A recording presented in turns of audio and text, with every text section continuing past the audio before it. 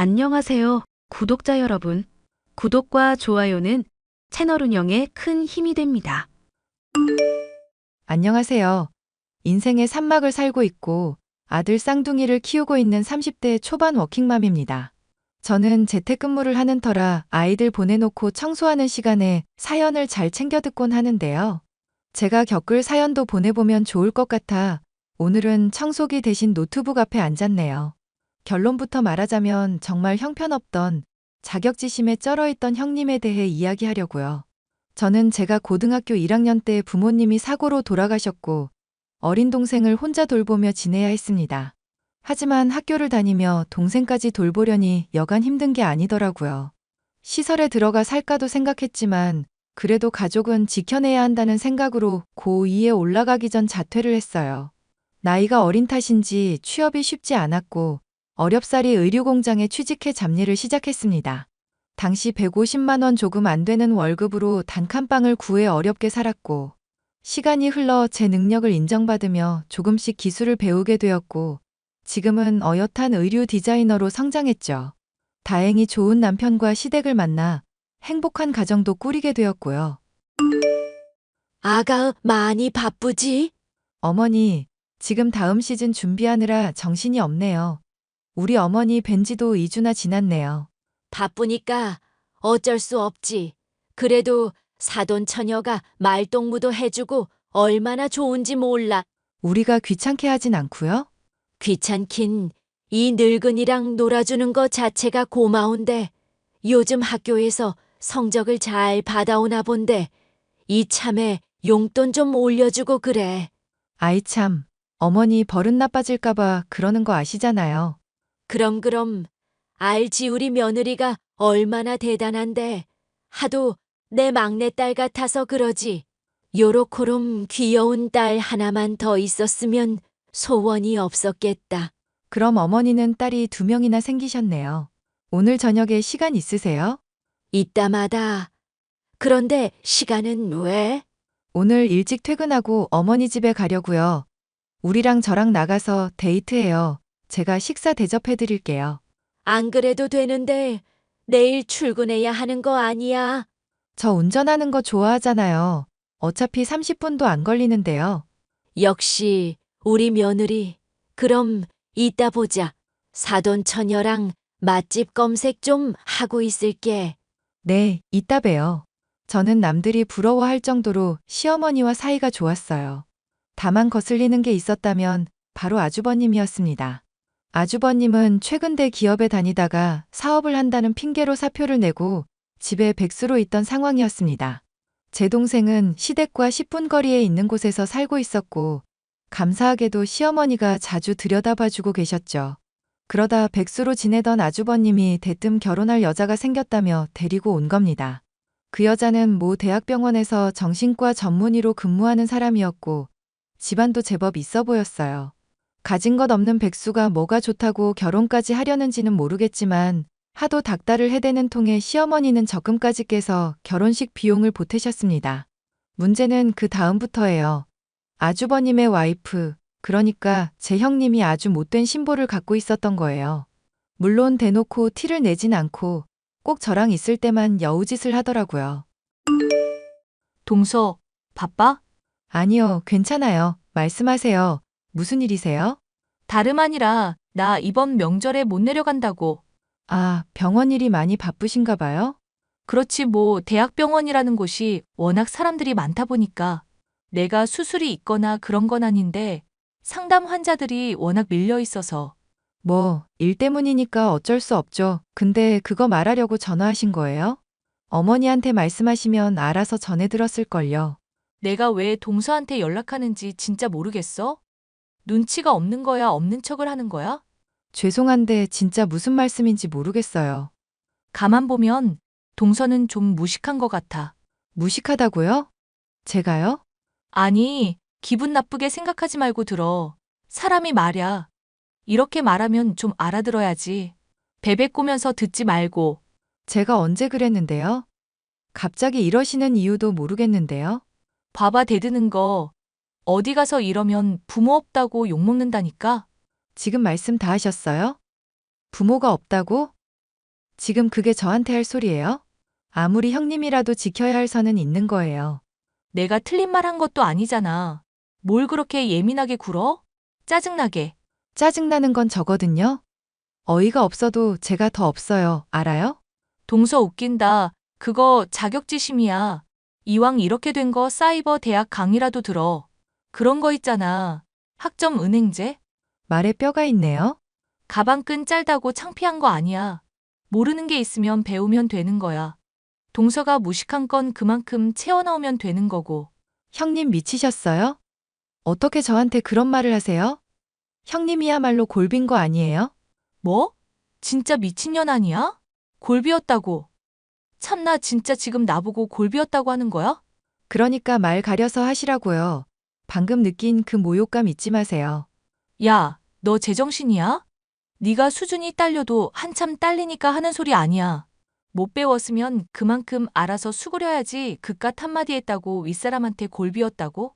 먼저 시비 건 건 형님이잖아요. 저 많이 참고 있으니까 더 이상 건들지 마세요. 저도 어떻게 할지 몰라요. 참나 어이가 없어서 네가 그런다고 내가 눈 하나 깜짝한다니? 아, 지렁이도 밟으면 꿈틀한다. 뭐 이런 건가? 그래요. 편하게 생각하세요. 가방끈 짧은 동서랑 입씨름 하기도 버겁다. 이번 제사상도 혼자 차려야 되는데 수고비라도 보내줄게. 형님 지금 저랑 장난하시는 거죠? 5천 원 보내셨는데요. 이게 뭐예요? 동서 천한 몸값에 그 정도 쳐주면 많이 쳐준 거지. 내가 말했잖아. 베베 꼬면서 듣지 말라고. 난 있는 사실 그대로만 이야기하는 거라고. 진짜 미치셨네요. 2년 사람 되긴 글렀네. 뭐? 면? 수준하고는 내가 동서 갈궈줄게 그걸 원하는 것 같으니. 알아서 하세요. 진짜 어이가 없어서 웃음도 안 나오네요.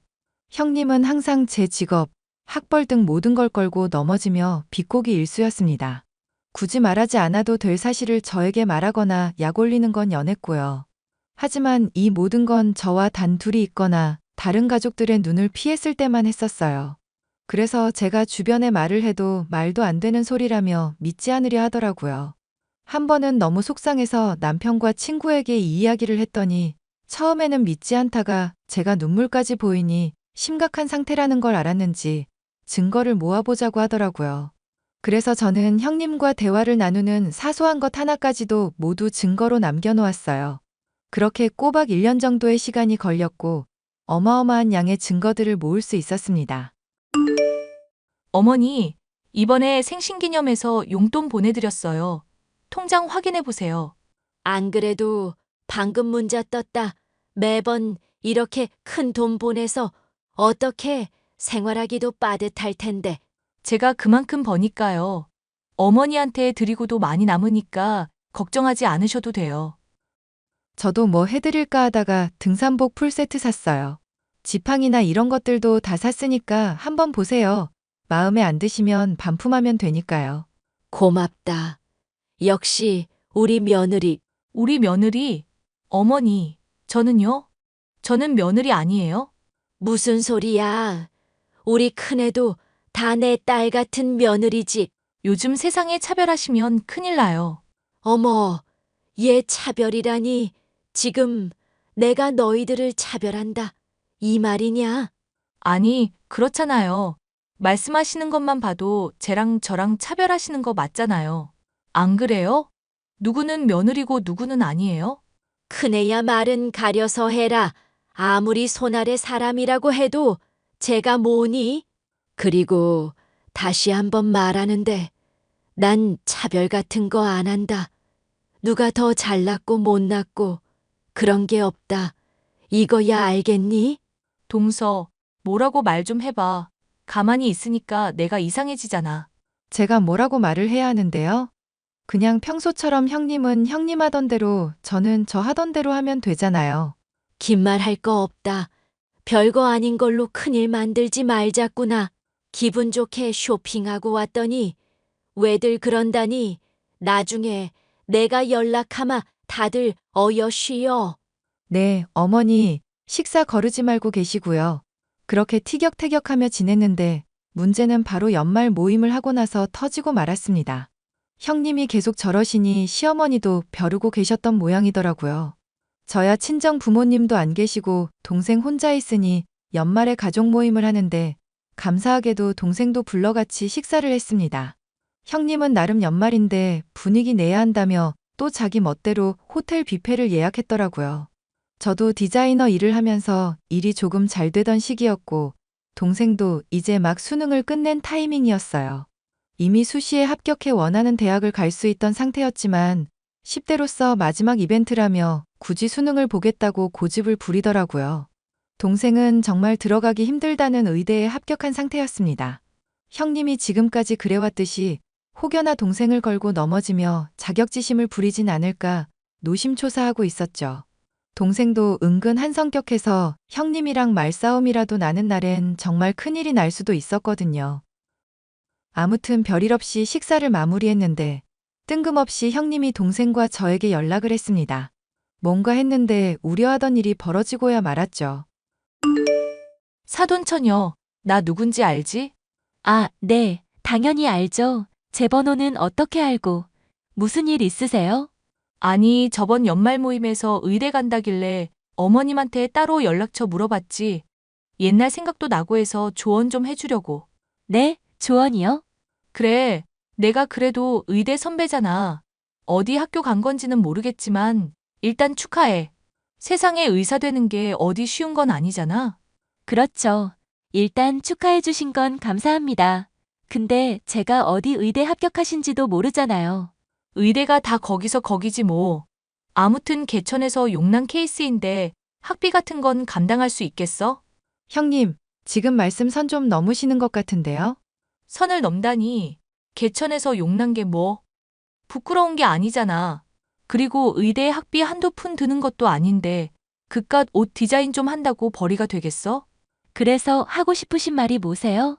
늘 이런 식으로 저희 언니 갈구셨어요? 뭐? 갈고? 누구 동생 아니랄까봐 날 서 있는 것 좀 봐. 너 이 바닥 얼마나 좁은지 알아? 형님 그만하세요. 하실 말씀만 하시고 그만두시라고요. 언니, 가만히 있어봐. 지금까지 이런 사람을 형님으로 모시고 산 거야? 뭐? 이런 사람? 내가 어떤데? 어이가 없네? 너 내가 선배인 거 몰라? 아, 그래서 묻잖아요. 저랑 같은 학교시냐고. 저 서울대 의대예요. 그러는 그쪽은 어디 학교 나오셨는데요? 뭐? 서울대? 저기 한남대가 아니라? 어디서 주워 들으신 건진 모르겠지만 저 서울대 의대거든요. 한남대 갈 바엔 나가 죽는 게 낫죠. 뭐? 지금 우리 학교 무시하는 거야? 너 지금 완전 선 넘은 거 알아? 선은 그쪽이 먼저 넘었어요. 보니까 우리 언니 앵간히 갈 거 됐겠구만. 저기요, 듣보잡 대학 나온 거 가지고 유세 부리지 마요. 너 지금 말 다 했어? 우리야 그만해. 그만하면 됐어. 왜 그래? 아, 가만히 있어봐. 저 사람이 먼저 시작했어. 언니, 그동안 이러고 살았어? 속상했던 게 이런 이유였구나. 자매가 쌍으로 나대네? 너 그래가지고 이 바닥에서 살아남을 수 있겠어? 다 연줄로 이어져 있는 거 몰라? 그딴 거 관심 없고요. 실력이나 있나 모르겠네. 정신과 의사라면서요? 본인이 더 잘 알겠네. 정신 썩어 빠진 거. 뭐? 야, 너 말 다 했어? 가진 거 쥐뿔도 없는 년들이 챙겨주려니까 똥오줌 못 가리고 기어오르네? 아줌마, 수준 떨어지는 건 당신이야. 학비 걱정을 왜 해? 나 전액 장학금 받으면서 다니는데? 아줌마는 대학 다니면서 좀 쪼들렸나 보지? 그리고 저희한테 이러시는 거 각오하신 거예요? 무슨 말이야? 저는 직진하면 끝을 보는 성격이라 가만히 안 있어요. 성격도 급한 편이고 확실한 걸 좋아하는 편이고요. 지금 대화 나눈 거 다 캡처해서 사돈 어른한테 다 보내놨으니까 뒷감당 잘해보세요. 언니, 그리고 언니도 더 이상 당하고 살지 마. 멍청이도 아니고 이제 꽃길만 좀 걸으라고. 아니나 다를까 시어머니는 다음날 바로 형님과 저를 부르셨어요. 형님은 기다렸다는 듯이 평소에 있던 불만을 시어머니께 쏟아내기 시작했습니다. 그리고는 저와 여동생을 까내리며 버릇이 없다는 둥 온갖 말을 전하더라고요. 완전 왜곡된 말에 저절로 인상이 찌푸려지는데 시어머니가 저보고 할 말 없냐 일래 말없이 제가 가진 모든 증거를 드렸습니다. 그걸 보시는 시어머니는 얼굴 표정이 점점 일그러지시는데 제가 다 땀이 나더라고요. 시어머니는 형님을 무척이나 나무라셨고 앞으로는 연락하지도 보고 살지 말자고 선언하셨어요. 한바탕 소란이 일고 좀 조용해지나 싶었습니다. 여동생도 무사히 대학에 입학했고 저도 신상을 준비하느라 정신없이 바쁜 나날을 보내게 되었죠. 그러다 제가 소매치기를 당했고 디자인 파일을 잃어버리게 된 사건이 발생했어요. 1년 넘게 잠도 못 자면서 준비한 디자인이라 남다른 애정이 있었는데 한순간에 잃어버리니 망연자실하게 되더라고요. 결국 저는 경찰에 신고를 했고 하루빨리 소매치기범이 잡히길 바랬지만 돌아오는 건 고소장이었습니다. 모 의류업체에서 자신들의 디자인을 카피했다며 절 고소했더군요. 온 집안은 난리가 났고 저는 2주가량 경찰서에 불려다니며 조사를 받아야 했습니다. 동서, 이번에 고소당했다면서? 네, 저도 어떻게 된 일인지 모르겠어요. 무슨 일로 연락하신 거예요? 무슨 일이긴. 동서 잘 되는 꼴 내가 못 보잖아. 약 좀 올리려고 연락했지. 지금 불난집에 부채질하세요? 전 정말 결백하다고요. 결백하면 증거를 대면 되잖아. 뭐하러 시간을 끄는데? 진짜 디자인 훔친 거 아니야? 아니라니까요. 왜 그러세요, 진짜?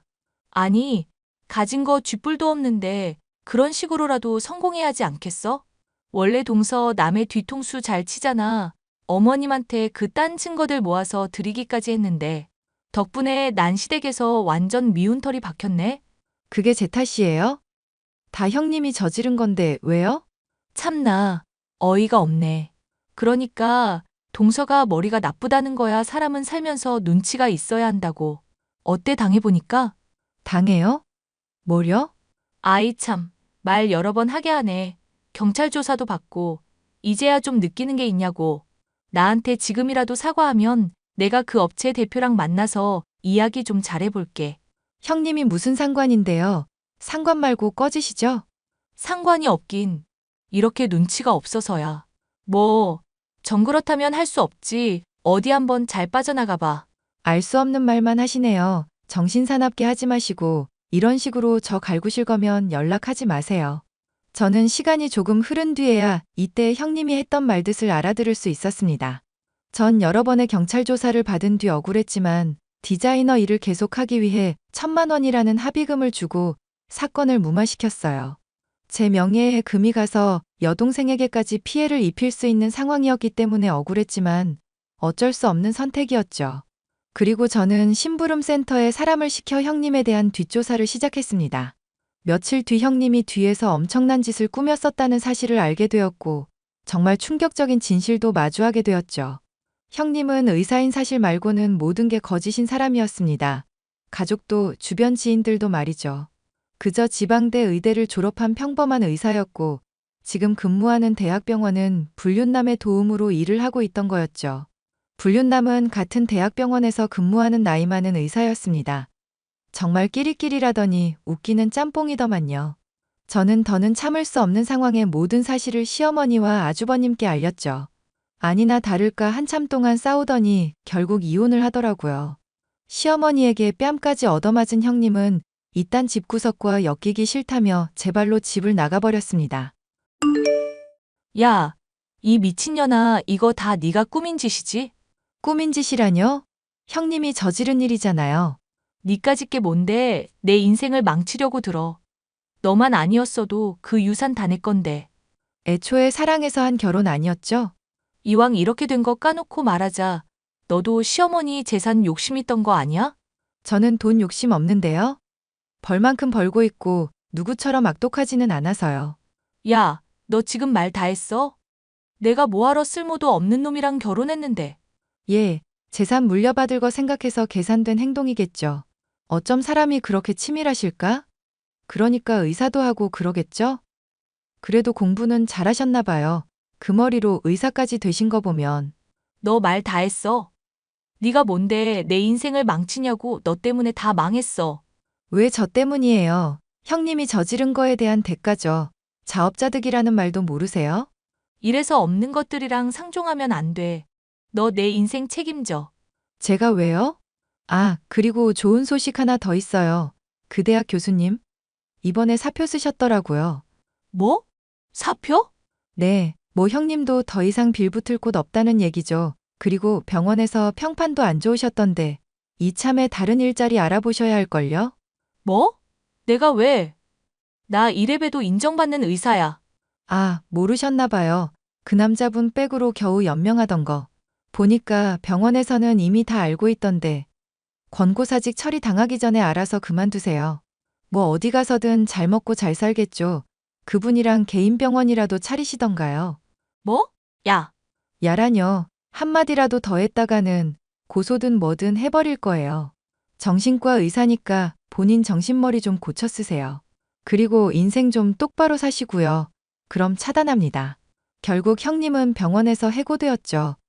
불륜 상대였던 남자는 크고 작은 비리까지 겹쳐 터지는 바람에 알아서 사표를 내고 병원을 관뒀다고 하더라고요.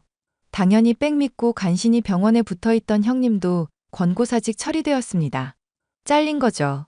그렇게 아주버님과 형님은 이혼을 하셨고 형님은 약 처방을 잘못했던 환자 가족으로부터 소송을 당해 거액의 위자료를 뱉어내기까지 했습니다. 그렇게 저와 지독했던 악연도 끝이 남과 동시에 억울했던 제 일도 잘 풀리게 되었습니다. 그리고 좋은 일이 더 생겼어요. 제가 쌍둥이를 임신하게 된 겁니다. 그래서 재택근무를 하게 되었고 어느새 아이들을 낳고 지금까지 쭉 일을 해오고 있던 거죠. 재택근무이긴 하지만 웬만한 직장인 월급보다도 많이 벌고 그만큼 대우를 받고 있거든요. 어쩌면 이게 다 형님 덕분인지도 모르겠네요. 형님이 저에게 그런 시련을 안겨주지 않았더라면 더 독한 마음으로 일하지 않았을 테니까요. 아무튼 제 사연은 여기까지입니다. 아주버님 말로는 종종 형님에게 연락이 오곤 하는데 지방 어디로 내려가서 페이닥터로 근무를 하기 시작했다네요. 이제는 관심도 없고 아이들과 여동생을 뒷바라지하며 행복하게 살려고요. 연말에 패션위크 프로젝트를 담당하게 되어서 육아하랴 일하랴 정신없지만 전 지금 매우 행복합니다. 제 긴 사연 들어주셔서 감사합니다.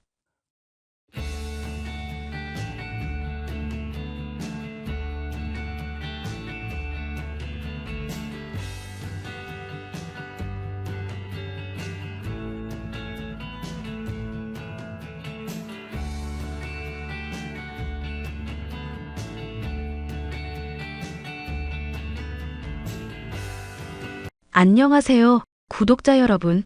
구독과 좋아요는 채널 운영에 큰 힘이 됩니다. 안녕하세요. 서울에 거주하고 하고 싶은 일 하면서 사는 34살 여성입니다. 저는 현재 남편과 함께 복합 쇼핑몰을 운영하고 있습니다.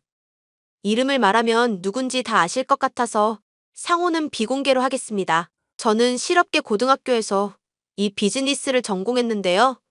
쉽게 말해 저처럼 쇼핑몰을 운영하거나 인터넷과 관련된 직종에 종사할 수 있는 지식을 배운다고 보시면 되겠네요. 원래는 공부의 뜻이 없었던지라 제가 하고 싶은 일 하면서 사는 게 꿈이었어요. 넉넉하진 않지만 그렇다고 모자라지도 않던 보통의 평범한 가정에서 자랐습니다. 부모님은 동네에서 문구점이 딸린 작은 슈퍼마켓을 운영하셨고 저에게 공부를 강요하거나 강압적인 분위기는 아니셨어요. 여보, 오늘 동대문 다녀오는 날이지? 근데 주문 물량이 많아서 내일도 가야 할 것 같아. 그냥 전화로 주문 넣고 퀵으로 보내달라 하는 게 낫지 않아? 직접 보는 거랑 주문하는 거랑 달라. 난 내가 직접 보고 해결봐야 직성이 풀리잖아. 10년 넘게 날 봐놓고 그걸 몰라? 아주 잘 알지. 어휴, 누가 당신을 말리겠어. 그나저나 이번에 유아동복 론칭하는 건 반응이 좀 괜찮은가? 시연 씨한테 물어보면 될 거야. 아마 여성복보다는 좀 낮을 거야. 시작한 지 얼마 안 됐고 자리 잡으려면 1, 2년은 있어야지. 하긴 그렇긴 하겠다. 작년 겨울에 론칭하고 아직 여름이니까 좀 더 지켜봐야겠네. 이따가 동대문 갈 건데 당신도 같이 갈 거 아니면 나 대신에 공장 가서 샘플 좀 받아줄 수 있어? 시간 맞으면 같이 가고. 공장 갔다 오면 20분 정도 늦을 것 같은데 같이 갈까? 내가 기다리지 뭐. 이번에 동대문 가서 당신이랑 같이 볼 것도 있었거든. 뭘 보는데? 한두 개 하다 보니 이것저것 다 욕심나서 말이지. 남성복도 조금씩 해보면 어떨까 싶어서 그냥 둘러보기만 하게. 당신 조언도 좀 얻고. 그런 거라면 오케지. 내가 지금 공장 다녀올 테니까 조금만 기다리고 있어. 금방 다녀올게. 알겠어. 저는 고등학교 2학년 때 호기심으로 작은 의류 쇼핑몰을 시작했습니다. 학교에서 배운 게 죄다 유통 판매 관련된 일이라 제가 직접 한번 해보고 싶었거든요. 10대다 보니까 그 나이대에 맞는 옷으로 시작했는데 직접 동대문이며 남대문이며 발품 팔아가며 시작했습니다. 용돈을 모아 100만 원으로 홈페이지도 만들고 옷을 사입해 사진도 직접 찍고 많은 노력을 했죠. 처음에는 한 달에 10만 원, 20만 원 남짓 수익이 났고 100만 원, 200만 원. 그러다 20살이 되던 해 월 매출 500만 원을 찍었습니다.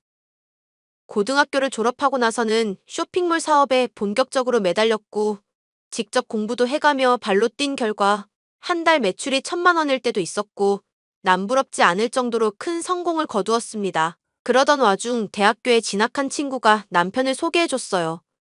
남편은 경영학과를 다니던 학생이었고 저보다 4살 많았습니다. 군대를 다녀와 이제 막 복학한 학생이었죠. 그렇게 남편과 인연이 닿아 연애를 시작했고 각자의 위치에서 최선을 다하며 살았습니다. 예, 너희들 결혼은 언제 할 거냐? 결혼이요? 저흰 아직 이대로가 좋은데요. 결혼 생각해 본 적 없어요. 얘는 큰일 날 소리 하는구나.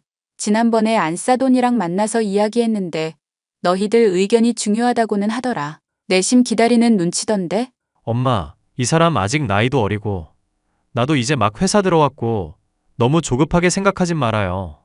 아니, 나는 딸 같은 며느리 얻고 싶어서. 솔직히 나는 빨리 희원이가 결혼했으면 했거든. 어머니, 저 좋아해 주셔서 감사해요. 며느리로서는 딱히 내세울 게 없는데 좋게 봐주셔서 감사해요. 엄마, 나 직장 들어온 지 얼마 안 되기도 했고 조금만 기다려줘. 희원이랑 이야기도 해봐야 하고. 어이구, 알겠다, 알겠어. 우리는 언제나 준비돼 있으니까 긍정적인 답변 기다릴게. 저도 요즘 쇼핑몰 때문에 너무 정신이 없어서 다른 거 생각할 겨를이 없어요. 좋게 봐주셔서 감사드려요. 다음 주에 옷 샘플 나오는데 가져갈 테니까 한번 입어보세요. 어머, 정말? 우리 희원이 안목이 좋아서 지난번에 나 동창 모임 때 입으라고 골라준 옷도 아주 대박이었지 뭐니? 다음엔 제가 비싼 옷 사드릴게요. 솔직히 어머니가 나이대에 비해 몸매가 좋으셔서 옷 입혀드릴 때마다 제가 참고를 많이 해요. 운동도 워낙 열심히 하시고 늙어서 할머니 소리 듣기 싫어서 열심히 관리 중인데. 고맙다. 아무튼 바쁜데 시간 뺏어서 미안해. 조만간 희원이랑 저녁 먹자. 아들이 쏩니다. 알겠어. 다들 일 보고. 시댁은 정말 부러울 정도로 화목한 집안이었습니다. 시부모님은 마치 오래 봐온 친구 부모님처럼 굉장히 친근한 면이 있었고 우연히 저희 부모님과 같은 고향인 걸 아셨는데 그 인연으로 서로 언니 동생 하는 사이가 되었고 암암리에 미리 사돈까지 맺으신 상태였죠. 남편에겐 1살 터울 남동생이 하나 있었어요. 시동생은 공부를 잘해 의대 졸업 후 대학병원에서 근무하고 있었죠. 성격은 남편과 비슷해서 대하기 편했습니다. 워낙 둘 다 스스럼 없는 성격이라 잘 맞기도 했고요. 그렇게 저희 부부는 꽤 오랜 시간 연애 후 많은 사람들의 축복 속에 결혼식을 올렸습니다. 저도 가만 생각해보니 남편만큼 잘 맞는 남자도 없을 것 같고 살면서 더할 나위 없이 행복할 것 같았거든요. 근데 결혼과 동시에 남편에게 안 좋은 일이 생겼습니다. 회사 자금난을 이유로 대대적인 구조조정에 들어갔는데 남편이 입사한 지 얼마 되지 않은 시점에 권고사직을 당한 거예요. 나름 명문 대학 나와서 중견기업에 입사했는데 퇴직 후 한동안 많이 힘들어했습니다. 그래도 제가 일을 하다 보니 남편에게 용기를 주었고 다른데 입사해서 고생할 바에야 같이 힘을 합쳐 사업을 하기로 했어요. 남편은 가방끈이 긴데다 회사에서 근무한 경력도 있어서 제가 운영하던 것보다 조금 융통성 있게 흘러가더라고요. 제가 직접 현장에서 발로 뛰면 남편이 사무적인 일을 봐주는 형태로 쇼핑몰을 운영하기 시작했습니다. 어머니, 오늘 저녁에 시간 괜찮으세요? 무슨 일 있니? 다름이 아니라 저희 요즘 바빠서 자주 찾아뵙지도 못하고 그래서 오랜만에 외식 어떤가 해서요. 어머, 나야 좋지. 뭐 먹을까? 저희가 사드릴게요. 지난번에 소갈비 잘 드시는 것 같은데 압구정에 맛있는 집 있거든요. 제가 지금 예약할 테니까 이따 같이 가세요. 마침 저녁 준비할까 고민했는데 네 시아버지 오는 대로 준비해서 같이 나가마. 그나저나 엄마 요즘 경수는 연락해? 아무리 바빠도 그렇지 도통 연락이 안 돼서 말이야. 의사가 그렇지 뭐. 바쁜 애한테 왜 연락해. 그냥 알아서 살게 두지. 맞아. 지난번에 점심시간에 잠깐 통화하는데 그 통화하는 것도 버거워 보이더라. 그래? 그렇게 여유가 없으려나? 우리야 알아서 시간 쪼개서 일하는 사람들이고 도련님은 시도 때도 없이 환자 봐야 되니까 힘들지. 더군다나 워낙 힘든 과잖아. 희원이 말이 맞다. 내가 그 과 하지 말라고 했는데 굳이 한다고 해서는 뭐 본인 선택이니까 알아서 하게 두는 거지 뭐. 자식. 고생하네. 부럽기도 하고 짠하기도 하네. 다음에 연락되면 밥이라도 사줘야겠네. 가끔 외근 나갈 때마다 병원 들러서 간식 넣어주고 오긴 하는데 잘 드실런지 모르겠네. 혹시 몰라서 병원 카페에도 선결제 해놓고 왔거든. 시간 날 때마다 가서 먹으라고. 어머, 형보다 낫네. 우리 희원이가 신경을 많이 쓰는구나. 고마워서 어쩌노. 제가 당연히 해야 할 일인걸요. 아무튼 어머니 조금 이따 봬요. 시댁 식구들과의 사이도 원만하고 남편과 쇼핑몰을 운영하니 더 수월해져서 여유도 생기고 행복한 나날을 보냈습니다. 다양한 제품을 새롭게 업데이트하고 홍보도 계속하다 보니 매출은 어느새 월 2, 3천만 원 사이였고요. 재테크도 열심히 해서 돈도 제법 불려놨고 가지고 있는 현금 자산도 억 단위가 넘었습니다. 저희 부부가 과소비를 하는 스타일도 아니고 딱히 돈을 쓸 데도 없는 데다 아직 아이도 없어서 여유가 많았죠. 그러던 와중에 도련님이 뜬금없이 결혼하고 싶은 사람이 생겼다며 여자를 소개해 주더군요. 연애한다는 소리도 못 들었는데 난데없이 결혼하고 싶다길래 조금 의아했습니다. 그렇게 시동생 부부가 처음 인사를 오게 되었어요. 동서의 첫인상은 뭐랄까요? 조금 찝찝했습니다. 좋게 말하면 시원털털하고 당돌한데 곱지 않은 시선으로 바라보면 생각 없이 말을 내뱉는다고나 할까요? 저야 워낙 남을 헐뜯거나 욕을 하면 귀담아 듣지 않는 스타일이었는데 왠지 묘하게 기분이 나쁘더라고요. 안녕하세요. 처음 뵙겠습니다. 최아진이라고 해요. 어서 와요, 아진 양. 우리 경수랑 만난다고 들었어요. 오느라 힘들진 않았죠? 네, 괜찮아요. 걸어서 오는 것도 아니고 어차피 차 타고 오는 건데 피곤할 게 뭐가 있나요? 아, 그렇지. 그러지 말고 배고플 텐데. 어서 이리 내려와서 앉아요. 식사부터 하고 이야기는 천천히 해요. 반가워요. 예비 동서라고 해야 하나? 네, 결혼할 사이니까요. 반말은 아직 하지 마시고요. 나중에 결혼하고 나면 그때 하세요. 뭐 그러죠. 아무튼 어서 와요. 어머니랑 긴장하면서 만들어서 맛이 있는진 모르겠네. 그나저나 형님 되실 분은 직업이 어떻게 되세요? 저는 쇼핑몰 운영하고 있어요. 남편이랑 같이 하고 있죠. 아, 그러시구나. 그럼 대학은 나오셨어요? 저기요, 초면인데 질문이 좀 그렇네요. 여보, 왜 그래? 궁금해할 수도 있지. 저는 사업하느라 대학 안 나왔고 남편은 시동생이랑 같은 대학 나왔어요. 대학도 안 나왔는데 사업을 하신다고요? 대단하시네요. 저는 A여대 아시죠? 거기 나왔거든요. 명문대죠. 형님도 아깝다. 공부 잘하셨으면 이런 대학은 껌이었겠죠? 대학 안 나와도 잘 먹고 잘 살고 있네요. 아무튼 식사 먼저 하고 이야기를 나누자고요. 자, 어서들 들어. 예비 동서는 식사를 하는 내내 집안 이곳저곳에 시선을 두며 하나하나 눈에 담아두더라고요. 딱 봐도 자기 할 말만 하는 깍쟁이 스타일이었습니다. 처음엔 상냥한 표정으로 살갑게 인사를 하더니 왠지 모르게 제가 대학을 나오지 않았다는 말을 듣고 난 뒤에는 좀 굳은 표정이더라고요.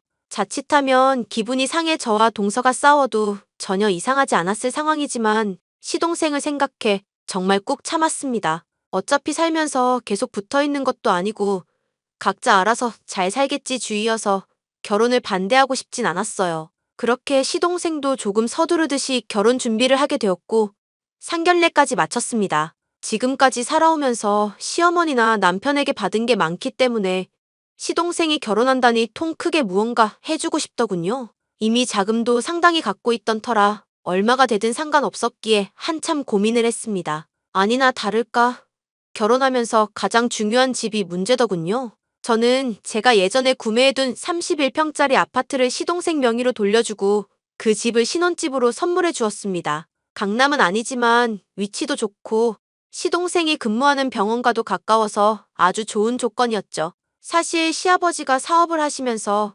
약간의 자금난을 겪고 계셨던 터라 제가 도와드려야 했습니다. 시동생을 제외한 시댁 식구들은 저에게 고맙다며 눈물까지 보이셨고, 그렇게 시동생은 무난히 결혼식을 올렸어요. 문제는 그 다음부터였습니다. 동서가 뭐라도 된 마냥 제 심기를 슬슬 건드리기 시작하더군요. 시댁 식구들이 있을 땐 세상 얌전하고 아무것도 모르겠다는 듯이 순수한 척했지만 저와 단둘이 있을 땐 태도가 완전히 딴판이었거든요. 형님, 제가 신혼여행 다녀와서 선물해드린 가방 어떠세요? 마음에 드세요? 아, 고마워, 동서. 그렇게 무리하지 않아도 되는데 잘 쓸게. 물이라뇨. 요즘 다 그 정도는 하잖아요. 형님 에코백 들고 다니시길래 불쌍해 보여서 하나 장만해드렸어요. 형님 나이대 분들이 들기 무난할 거예요. 불쌍하다니? 그게 무슨 말이야? 아니 그렇잖아요. 편한 건 둘째치고 보이는 게 단데 그깟 천조각 하나 메고 다닌다고 뭐가 생겨요? 구질구질하지. 동서 지금 말이 좀 지나친 것 같은데? 구질구질하다니. 그냥 내가 편한 거 들고 다닌다는데 보이는 게 뭐가 중요해? 형님이 이쪽 세계를 잘 몰라서 그러시나 본데요. 원래 다들 명품백 10개 정도는 가지고 있어야죠. 상황에 맞게 들어줘야 하는 가방이 다르다고요. 근데 사계절 내내 에코백이면 좀 그렇죠. 아, 그래? 동서는 참 좋겠네. 좋아하는 명품 많아서 난 그런데 취미가 없어서 말이야. 쇼핑몰 수익은 제대로 나오세요? 아주버님은 직장도 안 다니시고 설마 형님한테 빨대 꽂는 건 아니시죠? 동서, 나 지금 화나려고 하거든? 말 좀 가려서 하지? 그러는 동서는 지금 일 안 다니잖아. 어머, 그거랑 이거랑 같아요? 저는 이직 준비 중인 거고 잠시 쉬고 있는 거라고요. 그게 그거지. 어쨌든 백수라는 거잖아? 아무튼 서로 신경 건들지 말자. 날도 더운데 이게 뭔 난리래. 쯧쯧. 형님 교양 없이 쯧쯧이라뇨. 저는 의사 사모님 소리 듣는데 형님은 뭐 없잖아요.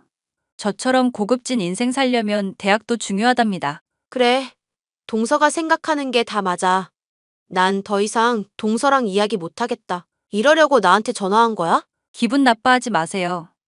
요즘 세상에 대학도 못 간 사람은 제가 처음 봐서 신기하네요. 너무 기죽지 마세요. 동서, 점점 후회할 짓 하네?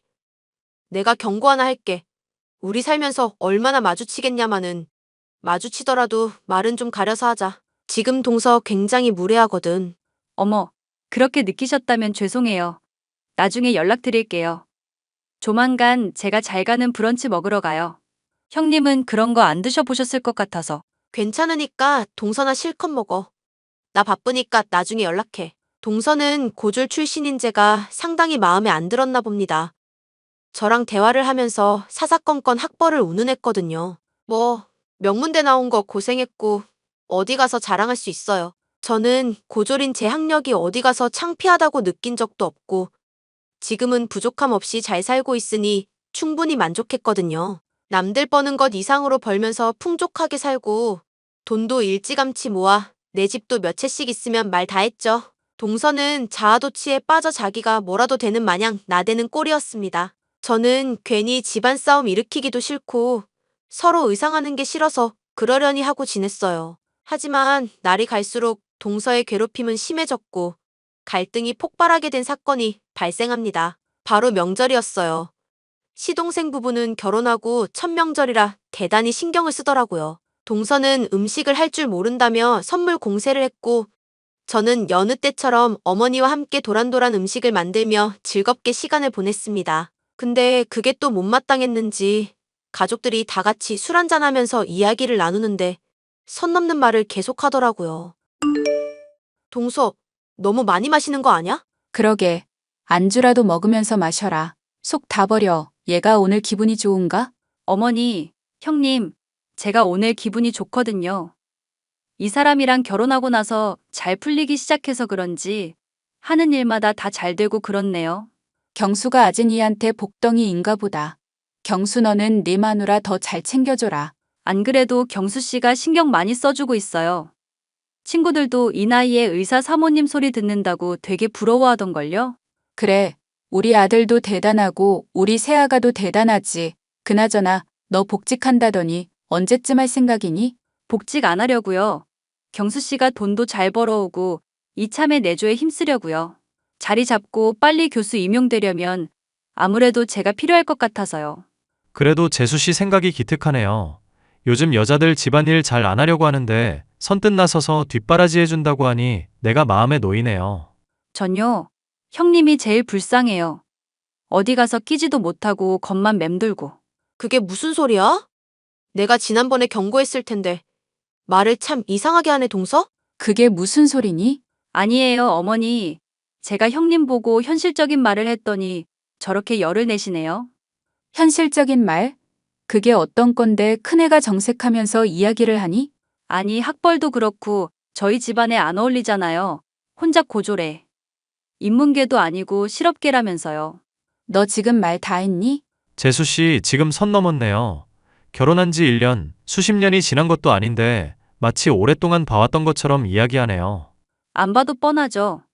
제가 뭐 틀린 말 했어요? 뭐를 잘못했는지도 모르지? 이참에 다 까발려봐? 형님이 욕을 더 먹겠죠. 어디서 근본도 다른 게 굴러와서는. 형님, 사업하려면 돈도 있어야 해요. 자세히는 모르지만 그깟 옷 판다고 수익이 생겨요? 들을 가치가 없다. 동서 더 기분 나빠지기 전에 그만하지. 큰애, 작은애 둘 다 그만해라. 아니, 뭐 이런 경우가 다 있대? 재수 씨, 앞으로 만날 때 입단속 좀 하세요. 저희 부부 일은 저희가 알아서 할 테니까. 자존심 부리지 마세요. 아주버님도 형님 등에 빨대 꽂아서 기생하는 주제에. 뭐가 어쩌고 저째? 동서 지금 말 다 했어? 동서의 계속된 무개념 발언에 제가 도저히 참지 못하고 나서려는 찰나 생각지도 못한 상황이 발생했습니다. 바로 시어머니가 무척이나 열받은 채로 동서를 한참 바라보시더니 이내 뺨을 2대 갈기셨죠. 동서는 한참이나 멍한 태도로 시어머니를 노려봤고 갑작스러운 상황에 저희도 어리둥절했고요.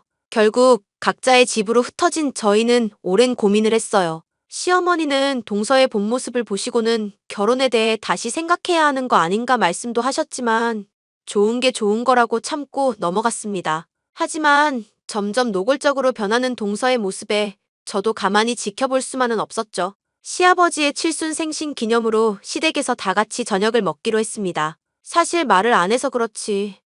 동서는 저희 집들이를 하면서 뭐가 있는지 다 파악을 한 눈치더라고요. 남편이나 친구들이 제 생일 때 돈을 모아 사준 것도 있고요. 어느 날은 갑자기 찾아와서는 가방을 빌려달라, 옷을 빌려달라, 사진 좀 찍어달라 난리도 아니었죠. 저는 이대로는 안 되겠다 싶어 현관 비번까지 바꿔버렸고 더 이상 집에 들이지 않기로 했습니다. 그런데 남편이 이대로는 안 되겠다 싶었는지 이사를 가버리자고 하더군요. 그러고는 그동안 있었던 모든 일을 시어머니께 말씀드렸습니다.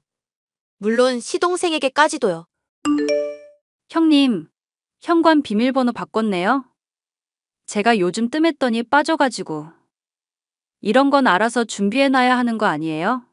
내가 뭘 잘못했나? 내가 왜 그래야 하지? 뭐 때문에 동서한테 숙여야 하냐고. 고졸이랑 대졸이랑 같아요? 먹는 것부터 차원이 다른데. 아무튼 지난번에 선물 받았던 엘사 가방 좀 빌리러 갈게요. 갑자기? 뭐 준비도 안 했는데 대뜸 가방을 빌려달래.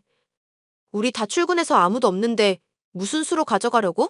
창문 깨고 들어갔으니까 알아서 고치든지 말든지 하고 비번 원래대로 해놔요. 근데 동서, 그거 알아? 우리 이사 간 지 한 달이 넘었어. 거기 남의 집이라고. 뭐라고요? 지금 어딘데요? 나 엿먹인 거야?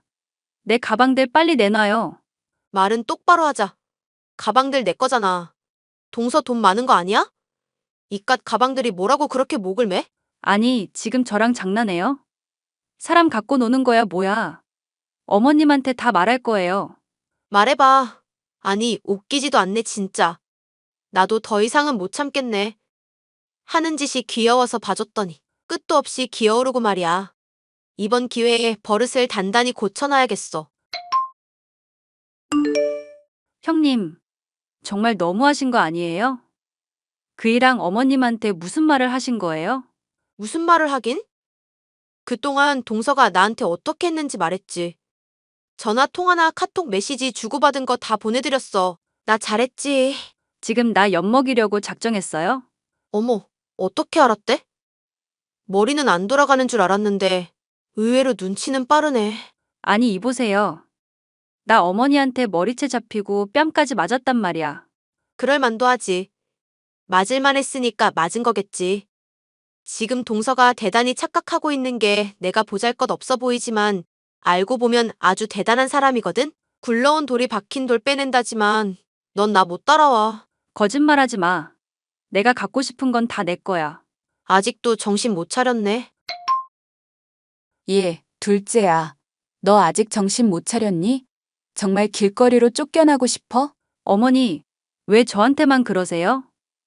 형님이 뭐라도 되는 줄 아시냐고요. 별 볼 일 없는 인간이 어떻게 어머니를 구워 삶았는지 모르겠지만 이건 좀 불공평한 처사 아닌가요? 그 입 다물어. 너는 지금 당장 엎드리고 용서를 빌어도 모자라. 너도 대학 좋은데 나온 거 말고 뭐 있니? 솔직히 너네 집안 혼수 해올 돈 없어서 이리저리 핑계 대다가 대출 받아서 해온 거 내가 모를 줄 알아? 어머님, 그건, 형님. 이게 다 형님 때문이에요. 이게 왜 나 때문이야? 다 필요 없고. 둘째야, 너는 나랑 따로 이야기 좀 해야겠다. 나는 너 같은 며느리 두기 싫으니 이혼을 하든 안 보고 살든 하자. 우리 딸 같은 애한테 이따위로 행동을 해? 어머님까지 도대체 왜 그러세요? 저 아직 경수 씨 사랑해요. 왜 이러세요, 진짜? 왜 이러는지는 내가 더 잘 알겠지. 너 네가 살고 있는 그 신혼집도 네 형님이 사준 거다. 너는 명문대 나온 애가 그 정도도 안 되니? 어머니. 그게 정말이에요? 그 집 내가 사준 집이야. 이미 집값도 많이 올랐을 텐데 안타깝게 됐네. 미안하지만 당장 나가. 다시 큰애한테 줘야겠어. 어머니 그런 게 어딨어요. 한 번 줬으면 땡이지 왜 그래요? 어머니. 시어머니와 시동생은 모든 일의 전말을 듣고 기가 막혀 있습니다.